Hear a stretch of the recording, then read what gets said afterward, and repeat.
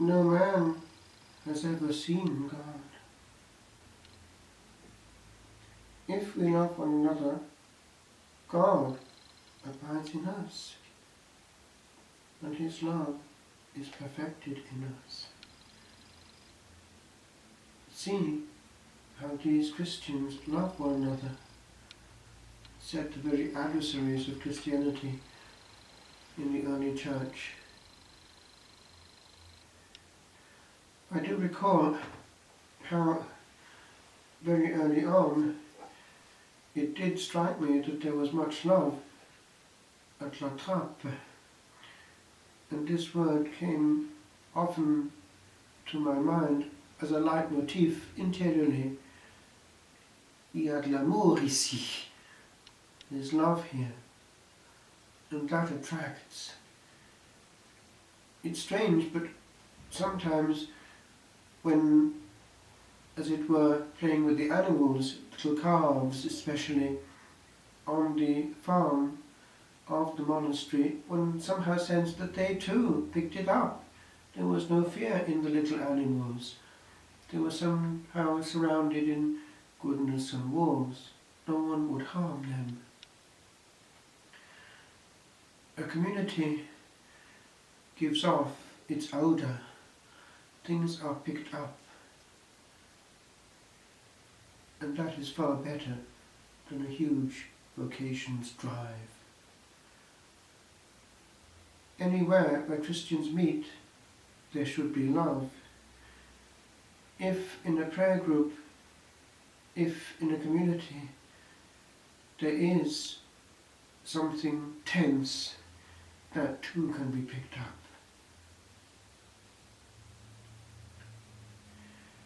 Tension also can be of our own doing within our soul. One source of tension can be scruples, another can be anxiety for the future. With regard to the damage that we can do to our soul with scruples, I do recall a lesson given to us in the novitiate at La Trappe by the novice master who had been formed in his early life as a Jesuit, was a very good spiritual father and giver of lectures. He gave us this teaching on la névrose chrétienne, Christian neurosis. It's an element of what he called le perfectionnisme, when this perfectionism leads to losing interior peace.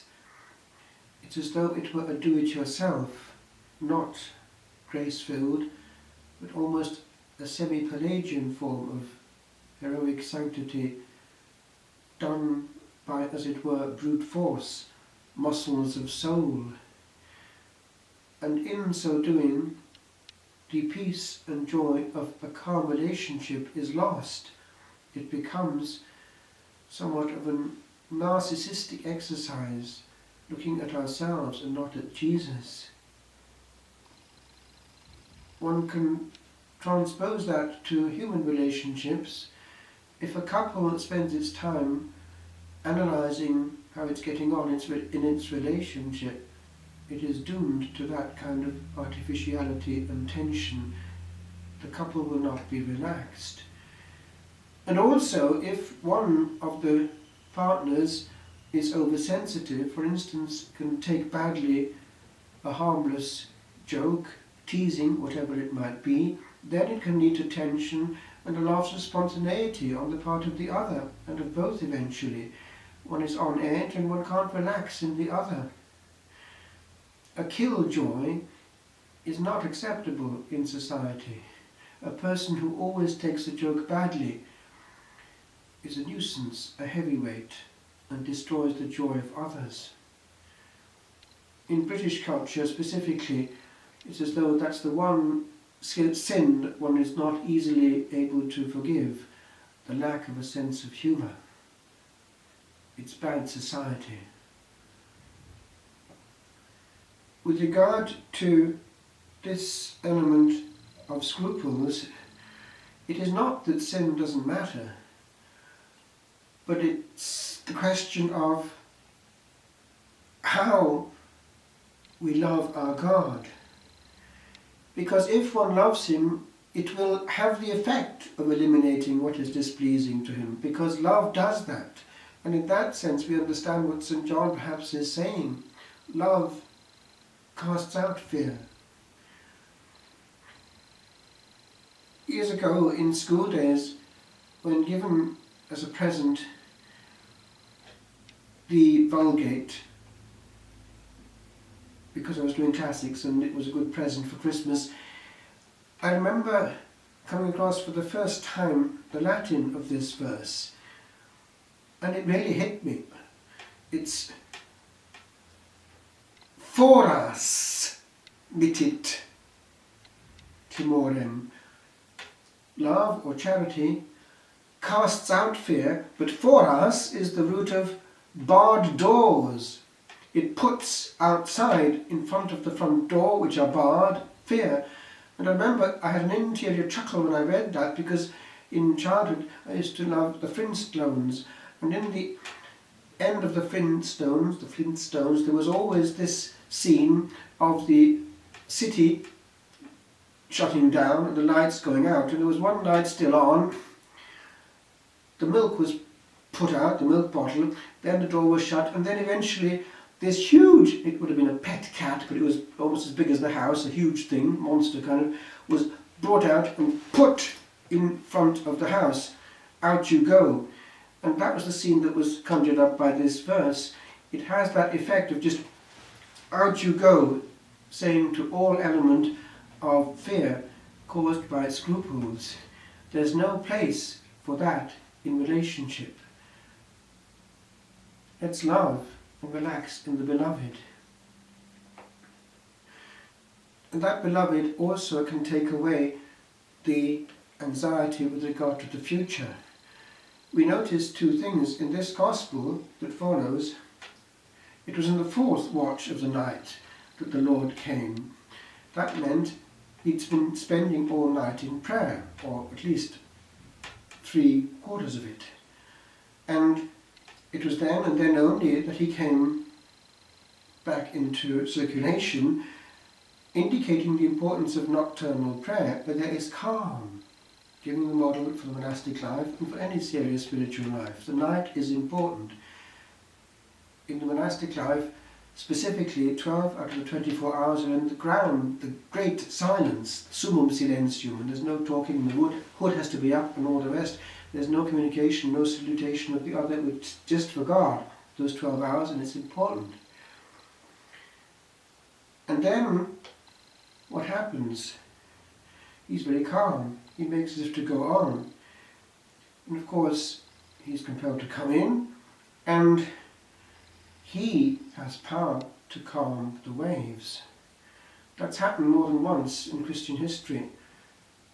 A lady had taken some of the wall, scratched some of the fragments of wall from the gable end of Knock shrine where Our Lady had appeared.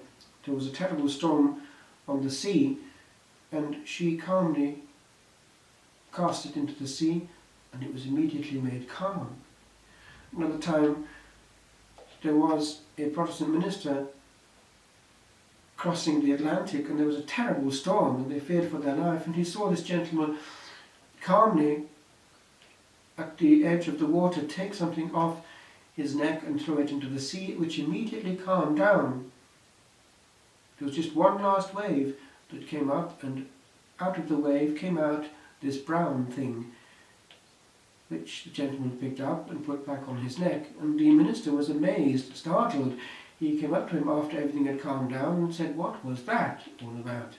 And he calmly explained it was the brown scapular, and told him the story. The result was the minister and his wife became Catholics. The Lord is in command, and he does upbraid them eventually for not having confidence in his providence and might. Do you not understand? That applies to us too. We lose a lot of our peace from this side of things too. We worry and fret because we're not free. we demand that the future be thus or else. It must be thus or I will not be at peace, and so it must be thus. If we don't have that, we're free. The creature receives time as it is dictated by the author thereof.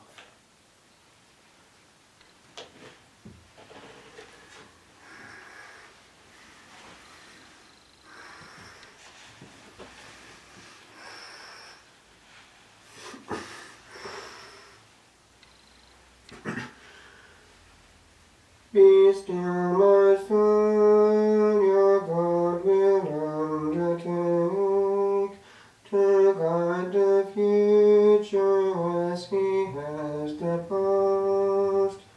Your hope, your confidence, let nothing shake. All now mysterious shall be clear at last.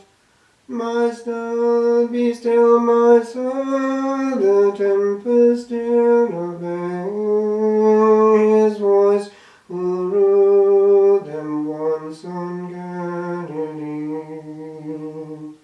Be still, my son, the hour is hastening on, when we shall be forever with the Lord. When disappointment, grief, and fear are gone, sorrow forgotten, love's pure joy restored. Be still, my soul, when changes